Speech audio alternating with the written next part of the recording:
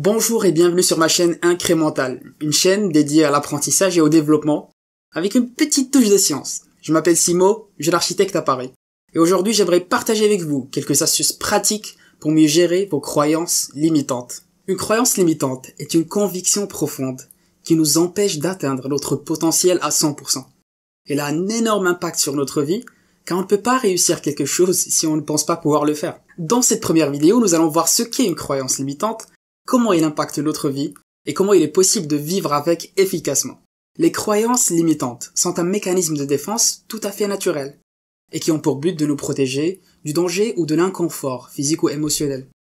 Comme lorsque votre cerveau vous rappelle la sensation de froid lorsque vous souhaitez sortir courir tôt le matin et puis vous finissez par laisser tomber et retourner au lit. Ou aussi lorsqu'il vous rappelle le sentiment d'échec lorsque vous voulez entreprendre des risques, soit dans votre vie personnelle ou professionnelle, vous disant que ce que vous faites est une perte de temps et que vous allez juste vous faire du mal. Et puis vous finissez par laisser tomber encore une fois.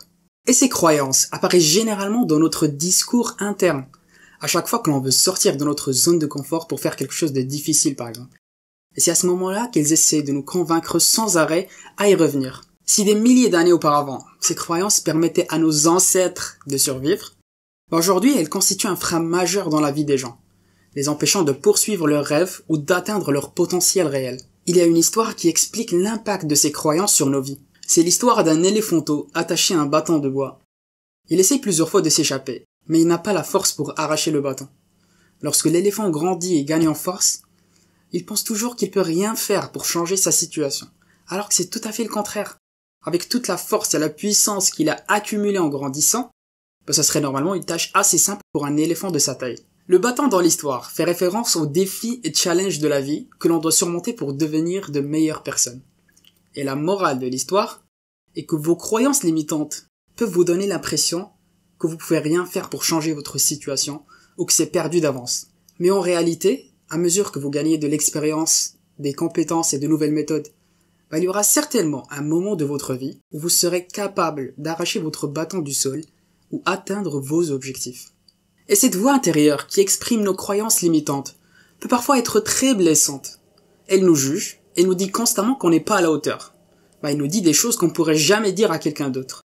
Comme par exemple les fois où elle nous dit qu'on ne réussirait jamais et qu'il faut laisser tomber. Vous ne pouvez pas dire à un de vos amis par exemple qu'il ne réussirait jamais. Ça serait stupide, car il ne vous le pardonnerait pas. Mais nous laissons notre propre voix intérieure nous dire ça à nous-mêmes sans aucun souci. Un autre impact de ces croyances est le fait qu'elles réduisent notre champ de réflexion. La science a montré que les émotions négatives ont tendance à programmer notre cerveau à ne faire qu'une seule tâche spécifique. Je vous explique. Le docteur Barbara Fredrickson, professeure de psychologie et de neurosciences à l'université de Caroline du Nord, donne l'exemple de la rencontre d'un tigre dans la forêt. Dès que vous le voyez, vous courez. Et votre seule préoccupation est de savoir comment lui échapper. Et de la même manière, lorsque vos croyances limitantes vous disent que vous allez échouer encore une fois, ou que votre travail n'est pas à la hauteur, cela réduit votre champ de réflexion. Et vous ne pensez plus à comment vous surpasser ou améliorer votre travail, mais vous vous concentrez plus sur comment vite finir ce que vous faites pour vous en débarrasser parce que vous n'avez plus envie d'y penser.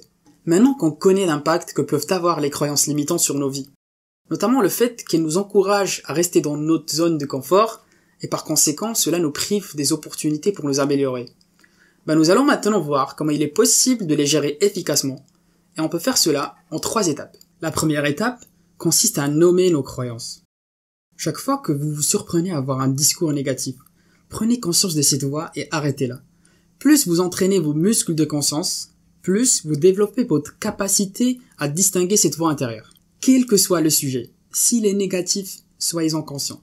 Et dites-vous que c'est ça la voix qui me limite. Elle était en train de parler juste là par exemple. Personnellement, chaque fois que quelque chose de mal se passe dans ma vie, je fais attention à cette voix parce que je sais qu'elle va apparaître. Et quand elle apparaît, j'en prends conscience et je passe à l'étape numéro 2. La deuxième étape consiste à analyser les faits. Chaque fois que vous avez terminé une présentation par exemple, votre voix intérieure vous a probablement dit que votre performance était nulle. Et en réalité, lorsque vous présentiez, ce n'était pas si mauvais pour le public. Les gens ne sont pas venus après pour vous moquer de vous ou vous demander de ne plus jamais présenter. Cela m'arrivait beaucoup quand j'étais dans l'équipe de débat. J'avais l'impression que je n'avais pas bien présenté, que j'aurais pu dire ceci ou cela. Et quand l'équipe se réunissait à la fin pour un peu analyser le débat, Personne d'autre que moi ne semblait le voir de la même manière.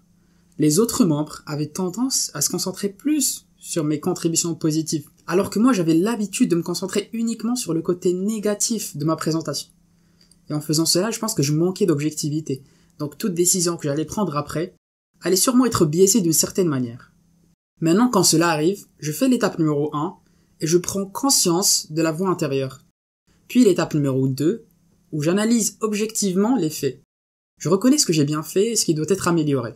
Et ensuite, je passe à l'étape numéro 3. La troisième étape, et la plus importante, consiste à créer une nouvelle croyance pour remplacer nos croyances limitantes. Par exemple, si votre croyance actuelle est que les erreurs sont des échecs, alors vous pouvez changer cette croyance en vous disant quelque chose de différent. Vous pouvez dire qu'il n'y a pas d'échec, seulement l'échec d'apprendre. Ou peut-être que vous vous dites que vous ne pouvez pas chanter, vous faire des amis, ou cuisiner correctement. Changez cela en vous disant par exemple que vous ne pouvez pas encore le faire, et qu'un jour vous pourrez. Cela changera toute votre perspective par rapport au sujet. Continuez à répondre à votre voix intérieure avec une attitude positive, au moins jusqu'à ce que vous développez vos capacités à mettre la voix en sourdine. Pour résumer un peu tout cela, tout le monde fait l'expérience de croyances limitantes. Ce n'est pas quelque chose que peu de gens ont. Il est très normal d'avoir ces croyances, et vous ne vous en débarrasserez jamais complètement. Mais je vous promets que vous pouvez apprendre à vivre avec de manière efficace. Vous devez comprendre que des millions d'années d'évolution ont développé notre cerveau pour qu'il nous protège de la souffrance, qu'elle soit émotionnelle ou physique. Du coup, quand vous entendez la voix intérieure, sachez que c'est juste votre cerveau qui essaie de vous protéger. Toutefois, ces croyances ont un impact énorme sur nos vies. Elles peuvent être le seul obstacle entre là où nous sommes et où nous voulons être. Alors la prochaine fois que ces croyances se manifestent, rappelez-vous des 3 éléments, 3 étapes qu'on a vues dans cette vidéo. Premièrement, soyez-en conscients. Car si vous êtes conscient, vous pouvez rattraper ces croyances avant qu'elles ne fassent des dégâts. Deuxièmement, il faut être objectif et analyser les faits. Vous allez voir que votre voix intérieure est très douée pour exagérer les faits. Et troisième étape, et la plus importante, c'est de remplacer les croyances limitantes par de nouvelles croyances.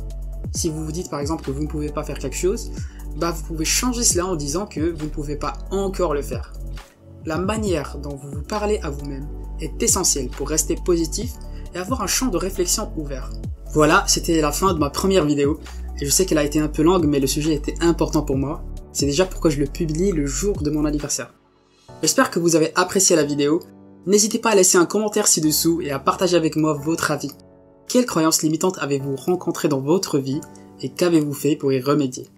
N'hésitez pas non plus à vous abonner à la chaîne pour être notifié de mes vidéos hebdomadaires et aussi parce que cela m'encourage à continuer à publier du contenu sur YouTube. Merci d'avoir regardé la vidéo jusqu'à la fin et à bientôt dans ma prochaine vidéo. Salut!